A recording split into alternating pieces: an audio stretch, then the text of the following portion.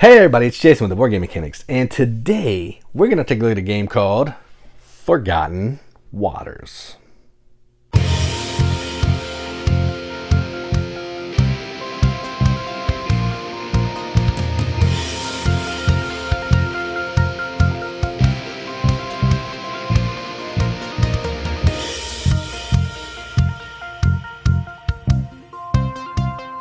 Forgotten Waters is a game published by Plaid Hat Games, plays 3 to 7 players, I believe, in a whole bunch of minutes, like 120 to 240. Ages, I think it's 14 plus. It depends on how old, all that spiel. But what you're doing in this game is you are basically trying to, I got the rulebook buried, so I'm not going to actually go through the theme, but you are basically playing like a pirate adventure, and you are trying to take actions while this app is trying to kill you. The game is trying to kill you, you're trying to survive. And the stories have multiple different parts. They could have 4 parts, could have more parts, I don't know. But you're trying to complete your objectives, the objective cards that you're going to have, before you die. And you can die in multiple different ways. You can win in one. So there you go. And ultimately, not everybody can win, because there will be some, like, you have to complete so many of like your own personal goals, kind of like Dead of Winter or whatever. But in my world, if you stay alive, you're a winner. So if you want to see how the game kind of works, I'm going to talk through a little bit of it because it's really hard to show. You can click the link in the video description. Otherwise, stick around here and we'll talk about the components.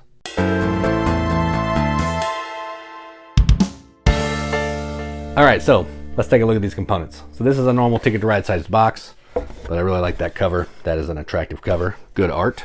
The art is, I'm not sure who the artist is, but good job. So I got this cool little thing sent to me, and it's a little bit holder that I'm a big fan of. So I think this came in like promos or something, but you can put all the cards, the constellation markers, misfortune, and reroll tokens in this cool thing. It sits on the table, takes up less room. I dig it. So there you go. There's that. Doesn't come with the game, but I have it. There are a bunch of standees. So there's the masked pirate if you're playing less than 4 players, or the orange pirate. The boat. Tons of other pirates. I'm not going to, just whatever. No one cares about that. There are cannons. You're going to be loading and unloading cannons. A bunch of 12-sided dice. Some markers. Some cardboard chits. Whole pile of cards. You don't really do much with these cards. You're just going to get stuff out of there. You do shuffle these. They're pretty good. I mean, they might take some wear after a while when you're shuffling them. More cardboard tokens. More cardboard tokens. Bunch of different tiles that you're going to be exploring. Tracks that you're going to be monitoring. Each player is going to be in charge of some of these tracks. And you can just, you'll have little things that you're going to be moving back and forth. They're really nice. My favorite track, however, is this one, because you get to move some dials, keep track of the cannons. So this one's fun. Usually means bad news when these dials start moving, but either way, it's fun to keep track of. There is a ship scribe log.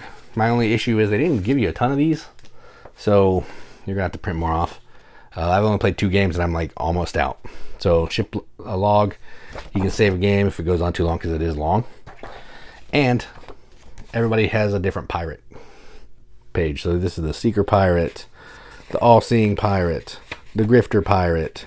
They're all different. They all have different stories. And again, you're probably going to run out of these, so you have to go get more. But they have them on their website, or you can buy them if you want color.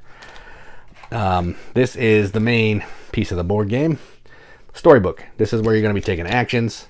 And it's going to have some cool art of the location where you are. So put your workers here. This is the actions. This is where you are. It's going to be, you're going to be told what place to go to and all that stuff. And then the map where your boat is shipping. Is moving around. And a rule book. The rule book's fine. You don't really need it a ton, because the app kind of guides you through everything you need to know. But there are some ambiguities that the rule book does help you out with. So there you go. All right, so that's enough of the components. Let's move on.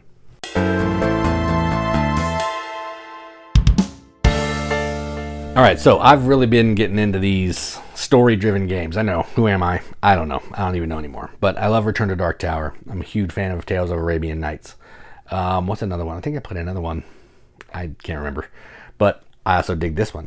This one is fantastic. My only complaint, well, before we get to the complaints, the story is engaging. The actions are fun. everybody controlling a track is entertaining. Some of the stories make me laugh, trying to see what quest items you can get out of that story card, the treasures that you're getting, rolling for like trials and combat and all that stuff. It's super exciting, super fun. Love all that. My only complaint with the game, I kind of have two. It goes on a little bit too long. Probably twice as long as I would like. Yes, you can break it in half, but I want to play the whole thing. So I'd like it to be a little shorter. And I said that the rulebook does clear up some ambiguities. There are still some that I think are not. I still had to go to BGG to search it. Maybe I just didn't do a good job of reading the rulebook, so that could be on me. I'll say it's on me, but some of the things are a little unclear, and I had to sort that out. So aside from those two things, I got no complaints. The app is, you can go offline. You don't have to be on the internet to use it, which is awesome. There's like 5 different scenarios. So no issues there. It works well. The story, the narration is fantastic. Love the voices, all that stuff. Can't say enough good stuff about this. I am a fan. So there you go. So I'm going to give this a BG and accept the seal. It's going to get an 8 out of 10 on BGG, which is a 4 out of 5 wrenches on our arbitrary wrench scale. That means absolutely nothing, but we like to give the games that we enjoy, and that's what we're going to do. So that is Forgotten Waters from Plaid Hat Games. I'm Jason with the Board Game Mechanics. And as always, keep gaming.